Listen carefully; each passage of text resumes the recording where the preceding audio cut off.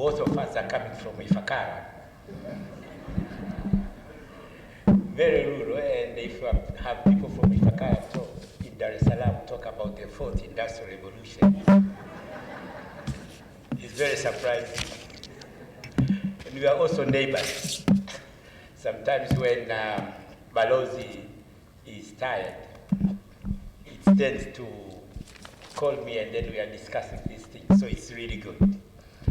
So I think it's very interesting, Balozi, you have mentioned that we are going to lose jobs, but new ones are coming. And fortunately, most of the people here are below 19 or 20 years old. From your experience, Balozi, I know you are also sitting in several boards. At the board level, do you see this is really happening or it's a far-fetched idea?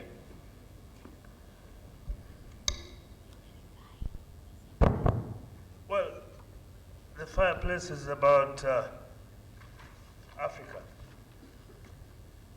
And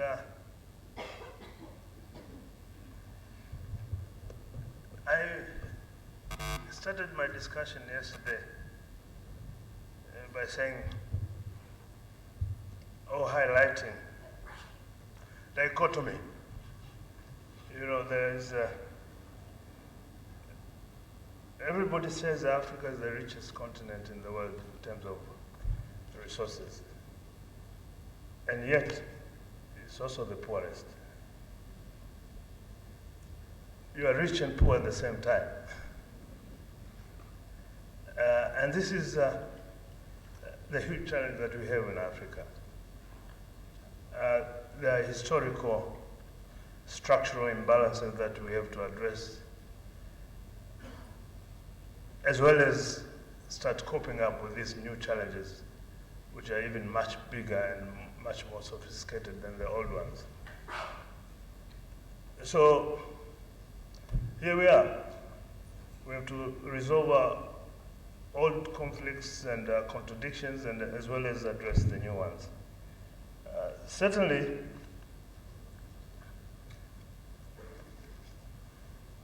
with the digital economy, that is the key driver of the fourth industrial revolution, jobs are going to be lost. And in my retirement, I also happen to sit on some few boards, and I can assure the audience, and I'm sure a lot of you who come from the private sector, you know that there's no single company that I'm sitting on its board today that does not chart out a digital journey. It is an imperative.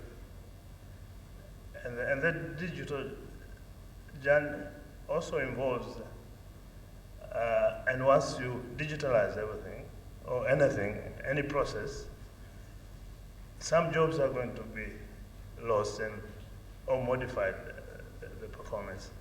So the impact is there, and we cannot pretend that it's not happening.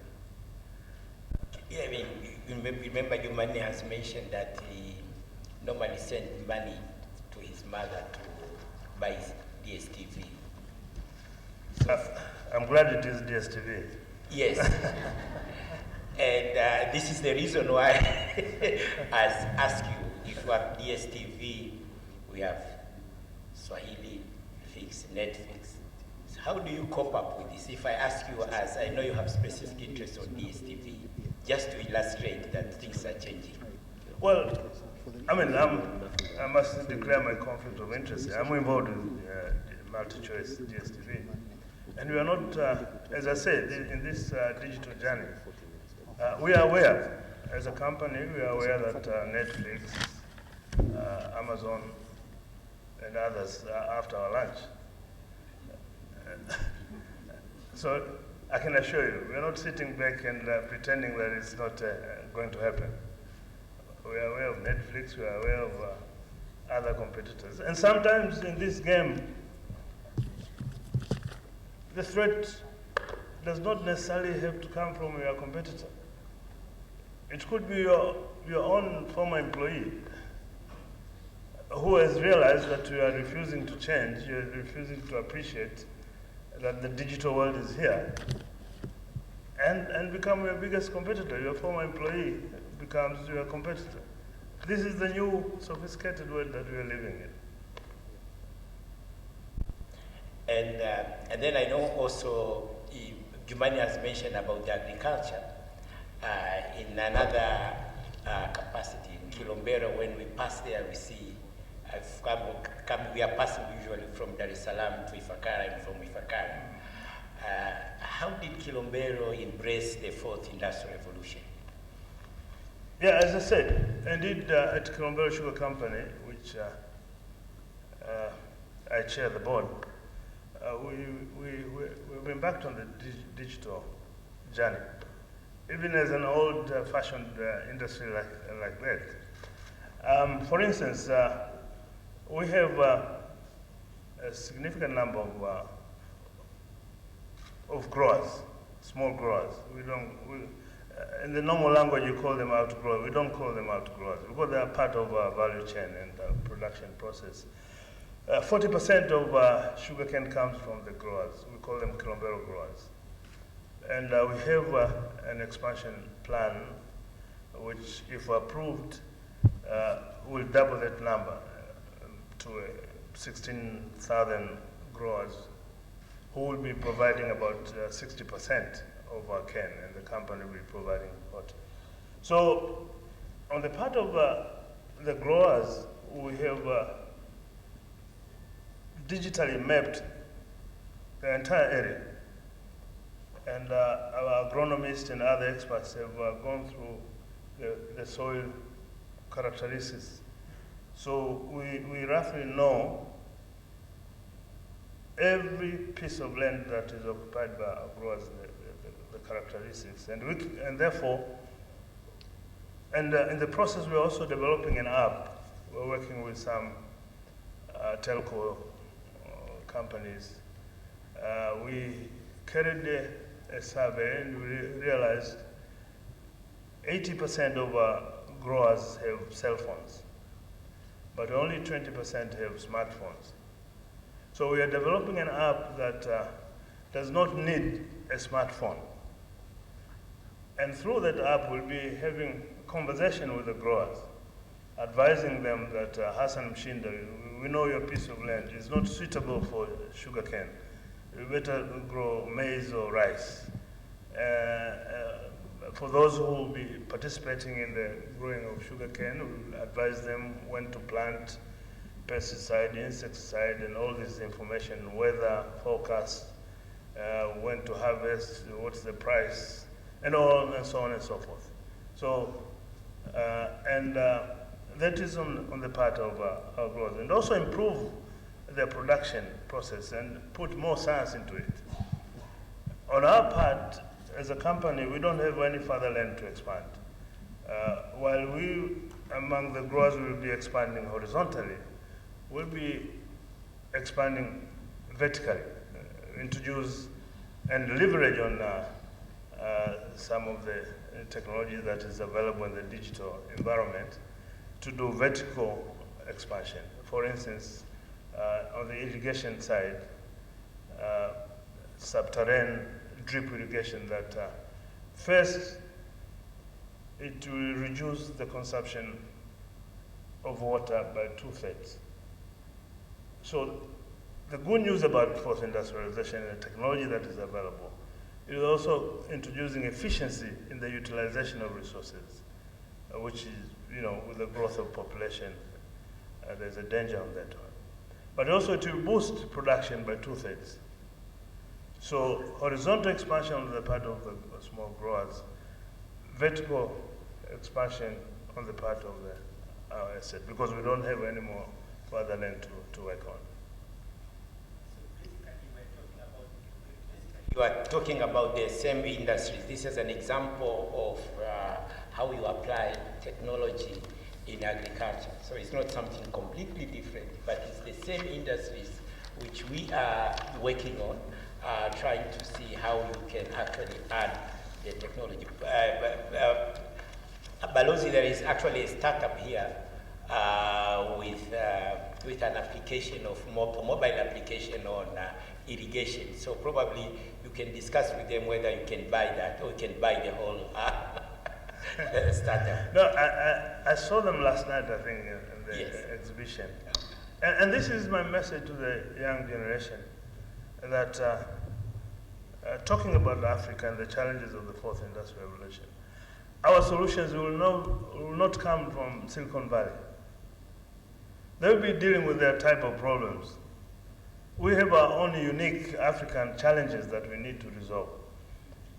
And indeed, it's a young African innovators that are going to provide solution to that. I saw that demonstration last night, and we're already in touch. You're a bit late on that score. Okay. So in the World Economic Forum, when we talk about how to prepare countries to embrace fourth industrial revolution, we are mainly talking about three important pillars. One of them, actually two of them you have mentioned in your speech. I would rather prefer to repeat them so that Mama Benji will be able to understand, because what she has is she has this 10% of the district budget going to support women and youth. This is in the form of a loan, but you have mentioned about equity, you have mentioned about venture capital, and Uganda has actually questioned whether the Silicon Valley model is it really appropriate for us, because when you look at the reports of the funding for innovation, you see huge amount of funds are available, but the early companies or early startups do not have their capacity to be able to access. And then Mama Benji, in her vocabulary, these things do not exist. But he also mentioned about the blended financing of having a trust fund, like what they have it in Ghana, where it is a public-private partnership where you have the opportunities of blending that, and that you use that as a funding to support innovation at the country. Another pillar which we are talking, and the most important one, is mainly funding, is the policy environment. And this is the most important, because when you talk about education, you are talking about business, you have regulators. The question is how, and the policy, fortunately I read in the newspaper yesterday, 2 days ago, and we had this discussion on the University 4.0. Professor Doe is actually here. So the big question to me when I read the article in The Citizen, I thought that there will be a discussion on looking at the policy, but we need to look at the policy within the context of the fourth industrial revolution, because as Jumania said, that most of these, our median age of 19, I think Uganda is 17, they are actually going to move on. So we have to think about that aspect too. What kind of education we need to do, what are the regulators like a TCU or TCU, because for example, you have mentioned about Singularity University. If you ask somebody from TCU, will not qualify Singularity University as the university because of the criteria which have been established. So it means that we have really to think.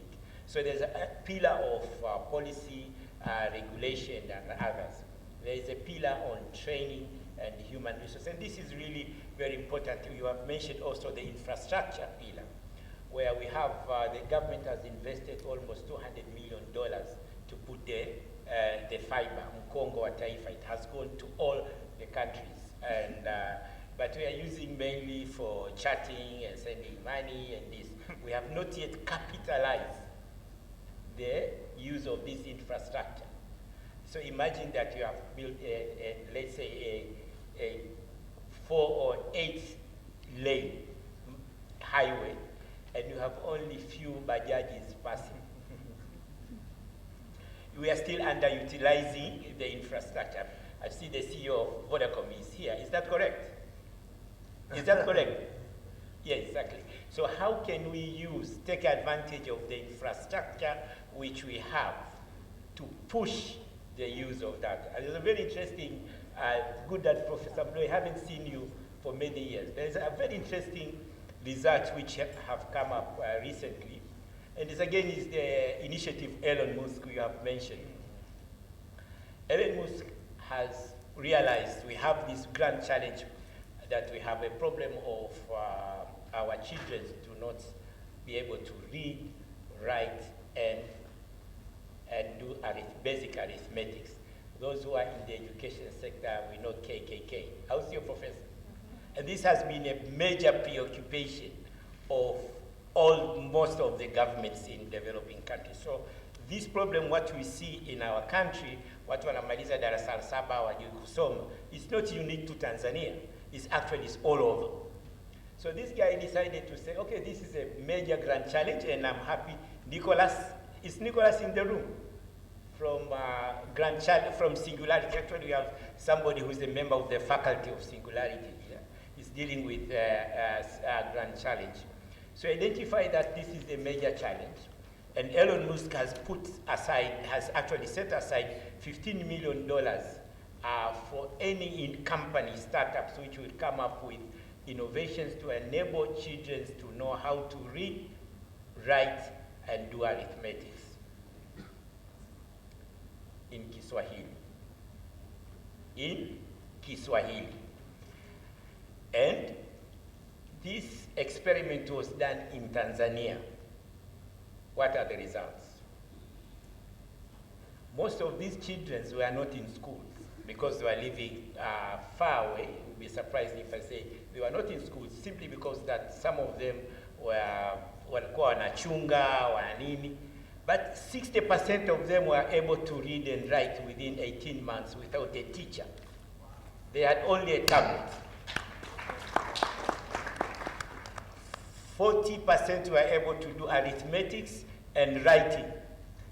If you give them a pen and paper, they will not be able to write, but they are able to type. These are digital natives. These are digital natives. Do we need to take them back to classroom to do the handwritings if we are into the 4IR? So these are well prepared for 4IR. But the biggest challenge for our ministry is still we need classroom. It's not a question that we don't need classroom, we still need classroom. But how can we able to take advantage and lessons of this kind of research and take it to the next step? Maybe to remind you, the penetration, network penetration is more than 70 to 80%. Is that correct from the Vodacom? Yes.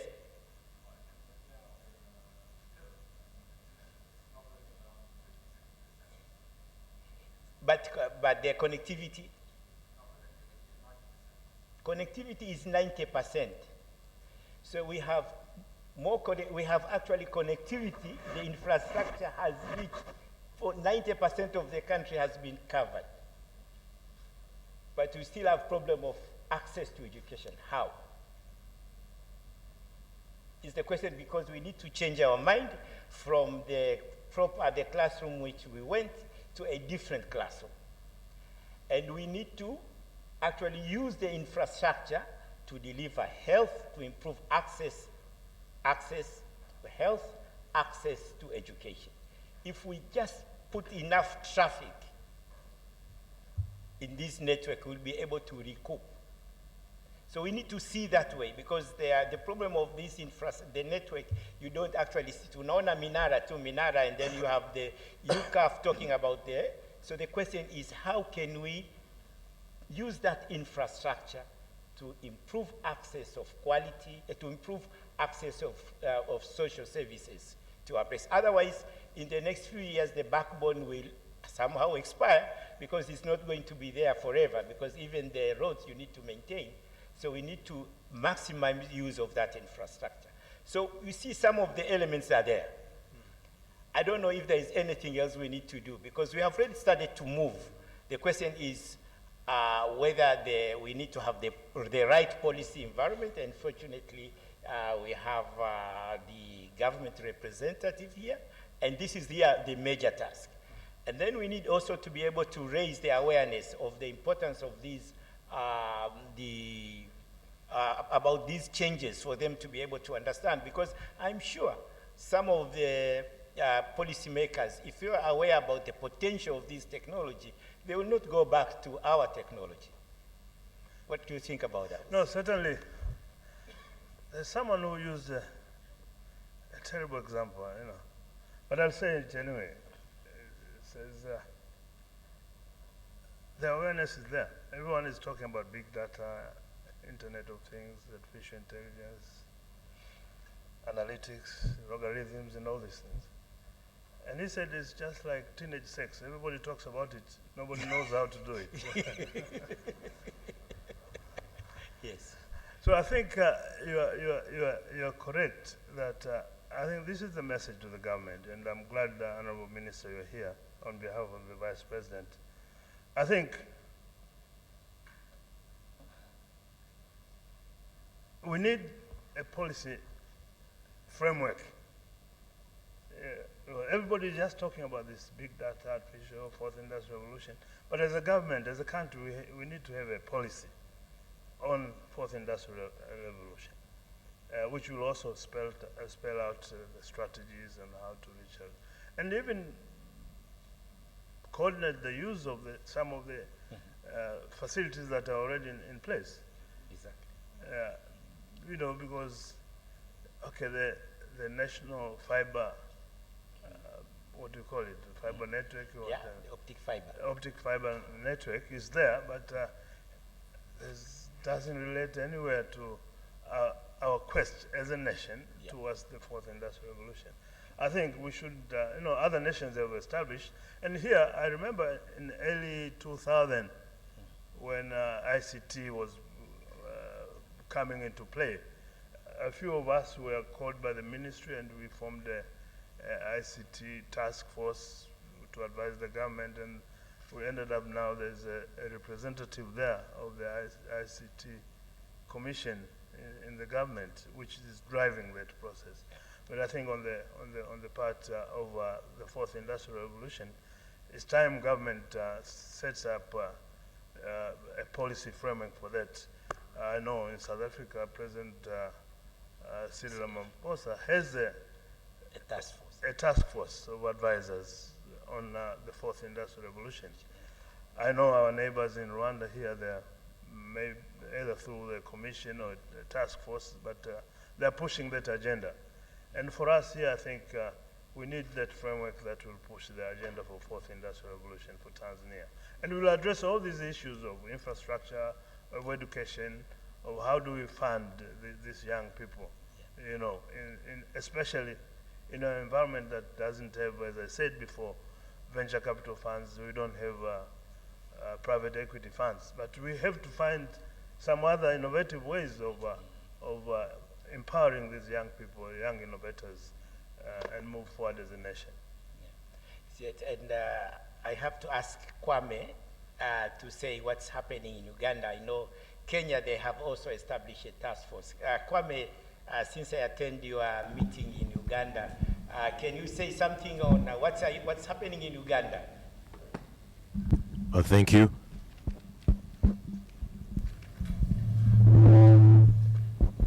Hello. Thank you. My name is Kwame Rugunda, and I sit on the National Task Force for the Fourth Industrial Revolution in Uganda. And I think just to highlight the point that you were making, Ambassador, in President Ramaphosa's speech of the State of the Nation, he announced a presidential commission on the Fourth Industrial Revolution. In Uganda, in the month of April, President Museveni appointed a national task force on the Fourth Industrial Revolution. In Kenya, just across, President Kenyatta appointed a national task force on blockchain and artificial intelligence that's chaired by Professor Bitang Ndemo, the renowned technology leader, which has completed its work and has just submitted its report. In Rwanda, similarly, in Sierra Leone, similarly, and I think the point you're making is very clear. In Tanzania, what can we do? Thank you. Thank you very much. And together with, so these are new developments which are happening. And Jumanne, do you know that the budget speech of, did you listen to the budget speech of in Kenya? They're opening innovation spaces in each district. Have you heard about it? I heard about it. Actually, we were the one who first thought about it.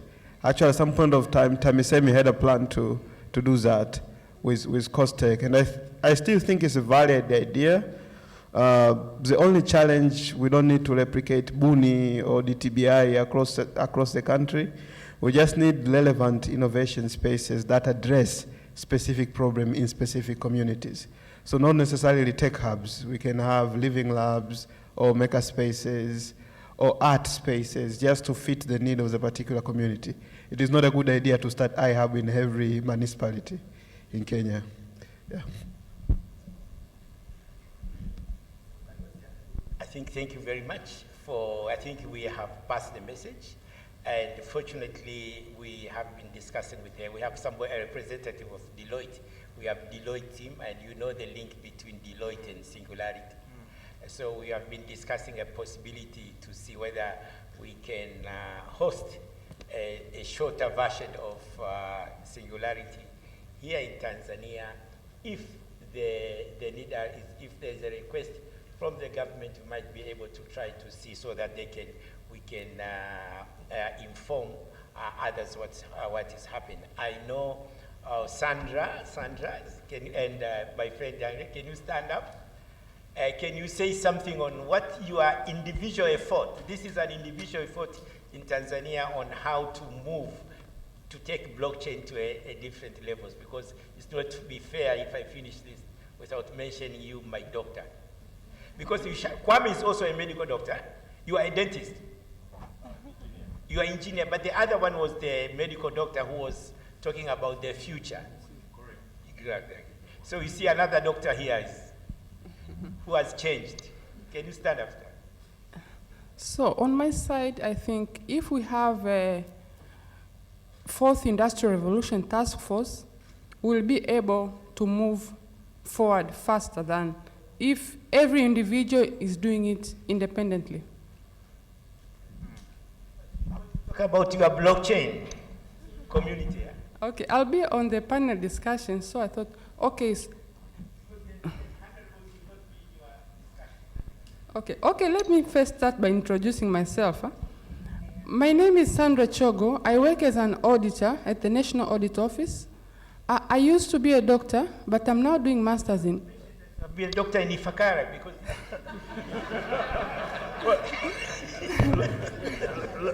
Looks like Ifakara in the Silicon Valley of Tanzania. Exactly. I used to be a doctor in Ifakara, but I'm now doing masters in blockchain. So the first time I attended an event in Uganda, African Blockchain Conference in Uganda, on my way back, that's when we came and formed the Blockchain Tanzania community.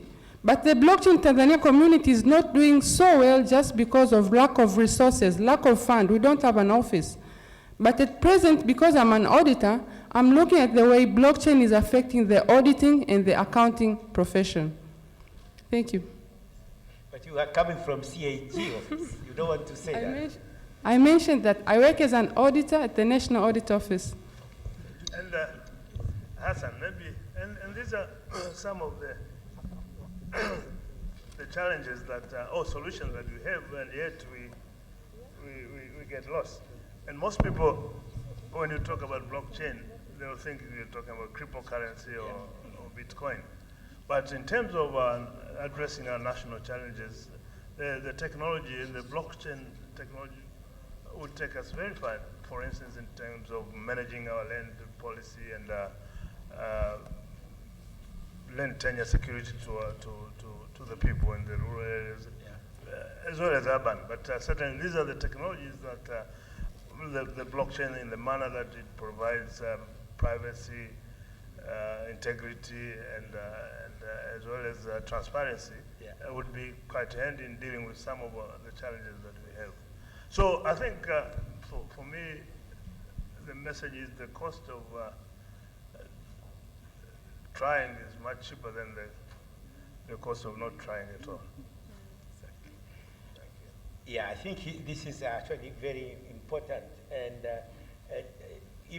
I think there is one story which I was surprised Jumanne he mentioned yesterday.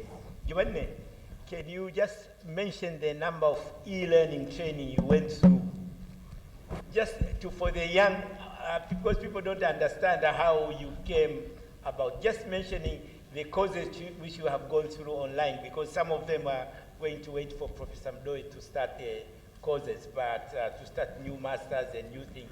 Can you just mention how one can use the potential of the technology to improve skills and competences and capabilities? Yeah, so I'll spend exactly 1 minute because we're running out of time. Yeah.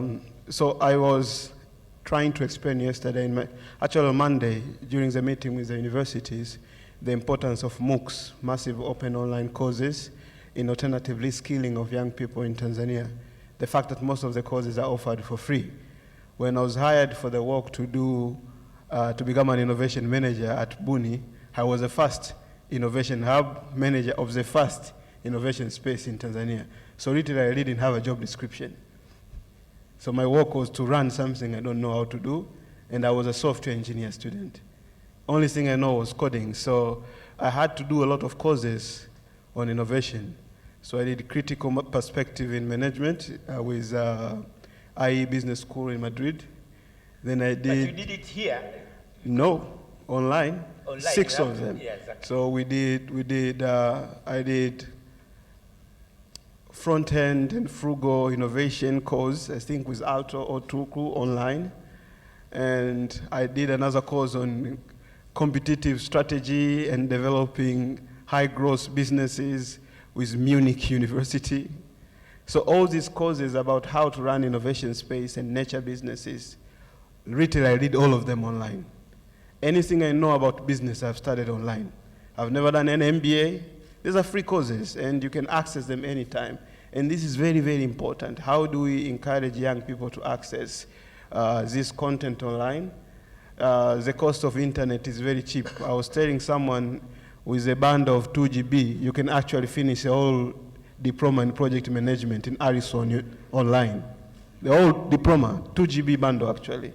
So next time my young brother, when they come on the gate, you know, I heard that project management is a big thing now. Can you pay for me to go to school? Oh, the only thing you need is 2 GB. So Thank I you. think we really want to thank you very much. And since we have opened a new Ifakara Innovation Hub, Yes. so let's go back to the hub in Ifakara. Thank you very much. Thank you so very much. Round of applause for our gentlemen. Thank you so much for that eye-opening fire chat.